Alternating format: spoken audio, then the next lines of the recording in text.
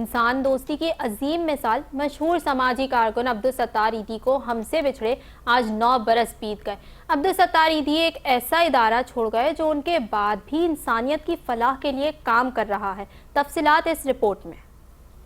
شفقت، محبت اور رحم دلی کا دوسرا نام عبدالستار ایدھی ہے، جو آج بھی ہر پاکستانی کے دل میں زندہ ہیں۔ 28 فروری 1928 کو بھارت کے شہر بانٹوا میں پیدا ہونے والے عبدالستار ایدھی نے قیام پاکستان کے بعد کراچی میں سکونت اختیار کی اور 1951 میں ایک چھوٹے کمرے سے فلاحی خدمات کا آغاز کیا۔ ایدھی فاؤنڈیشن کے قیام نے لاوارث بچوں، بے سہارا خواتین اور بے گھر بزرگوں کو ایک نیا سہارا دیا۔ ان کی ایمبولینس سروس نے نہ صرف بڑے سانحات میں بلکہ روزمرہ کے حادثات میں بھی خدمت کی، وہ مثالیں قائم کی جو رہتی دنیا تک یاد رکھی جائیں گی۔ ایدھی فاؤنڈیشن نہ صرف ایمبولینس سروس چلا رہی ہے بلکہ اسپتال، کلینک، زچگی سینٹر، یتیم خانے، بلڈ بینک اور معذوروں کے مراکز بھی چلا رہی ہے۔ 1997 میں Guinness book of world record کے مطابق ایدھی ایمبولینس سروس دنیا کی سب سے بڑی فلاحی ایمبولینس سروس قرار پائی۔ 8 جولائی 2016 کو جب عبدالستار ایدھی اس دنیا سے رخصت ہوئے تو ایدھی ولیج میں موجود لاوارث بچوں نے کہا کہ ہم ایک بار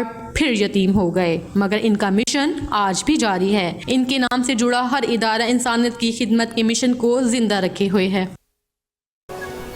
اور اسی کے ساتھ نیوز بلیٹن سے فی الوقت کے لیے اتنا ہی۔ مزید خبروں اور تفصیلات کے لیے دیکھتے رہیے 5